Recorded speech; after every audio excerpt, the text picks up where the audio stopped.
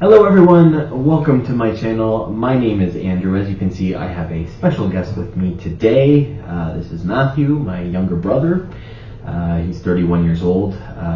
If you want, check out the video that was posted last time I posted, which is just a get to know the characters video, getting to know Matthew a little bit. I asked him some 10 interesting questions that will go down as showing just how crazy Matthew is. Yeah. Don't worry, we both know I'm the crazy out of the two anyway, so he don't mind. So the reason I asked you here was because you work for a fast food restaurant, if you can call it that. I do. And you, because you work there, now we're not going to say which one, obviously. We're not gonna say where or anything like that. He does work in a mall. It's a fast food restaurant in a mall, which actually I think is like the best case scenario when it comes to fast food. Yeah. Don't have to deal with cleaning tables, don't have to deal with any drive-thrus, and you get like holidays off and decent hours.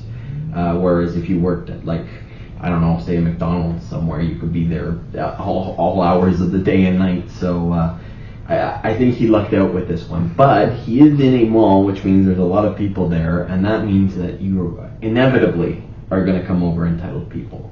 So he's going to share a couple stories with us about some of these entitled people that either he or his coworkers have had to deal with. Yes. The first one that sticks out to me was just because we are in a mall, our lease has an agreement on it that we have to close when the mall closes, because the cleaners have to go in and do their job and clean the mall without people being in the mall. Makes sense. So when the mall closes, and there'll be like an announcement in the mall, we close our gates and we can't take any more customers. One night it had been. Now, do you take the customers that are still in line? If they're in line before they made the announcements, we will take them. Okay, fair enough. We kind of pull the gate to it. We'll stand behind the line And block it. Essentially. Makes so sense. No one else can enter. This was like 8 minutes after the mall had closed and they made the announcement. Someone came in as I was closing the gates to shut off the store. And I told them that I'm sorry, we can't serve you due to the lease agreement in the mall. And I very quickly got called certain names that I won't repeat. I mean, you can if it's not too bad. I swear every now and again on this channel. It's not like this video is made for kids or anything like that. But if you don't want to, fair enough. He came in and then he said, eventually was saying that he owned stake in the company, and that I would deal with the consequences, obviously, because he owns stake in the company. This is checking a whole bunch of entitled check boxes here. Let's see. All right, he owns stake. Yeah, and I just had to basically say sorry, we can't serve you now, and then he wouldn't drop it, so I just had to repeat have a nice day until he left. And obviously that's I know that's not how the stakes work in our company. But it seems like, Of course. It seems like some people have the idea that if they spend a lot of money at a store, they can throw around it. Yeah, somehow them buying product means that they then own a piece of the company. That's how this works, people. Entitlement, right? I mean, that's what it comes down to. Next one didn't happen to me. It happened to a couple of coworkers. A person came in, ordered food, and they wanted it a certain way that's kind of unusual, and we kind of want to make sure that is what they want. So my coworkers showed them what it was to make sure this is good, this is what you want, and she essentially immediately started yelling at them, saying that they work here, they should know that that's what she wants. So they should know what's in her head as to what she wants, because some people have issues communicating more, and they're just double checking to make sure that is exactly what they want. Makes sense. And the last one, that story I got, would be we got mobile orders. Been relatively new, actually. Yeah, this is a couple of years. Yeah, just a couple of years now. COVID. But what happens is on your phone you have to mobile order, and you have to hit a button to finalize the order.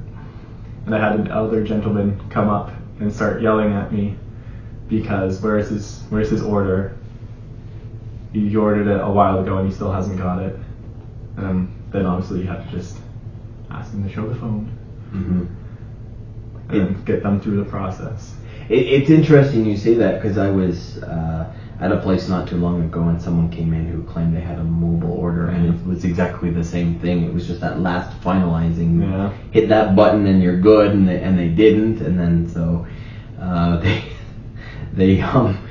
the people there were understaffed to begin with, and they were like, they're looking at this order and they're like, yeah, this is going to take 20-25 minutes before we get it done. So yeah, he wasn't too pleased, but I mean, he's the one who didn't hit the button.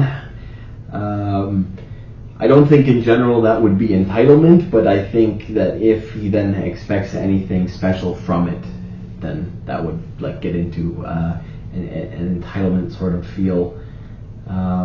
Yeah, it's amazing the amount of people that do that though, where they think they've ordered something and they come in and it's like, what I've also seen elsewhere where someone's done that and then they expect the whole order for free because they didn't hit the button on their phone.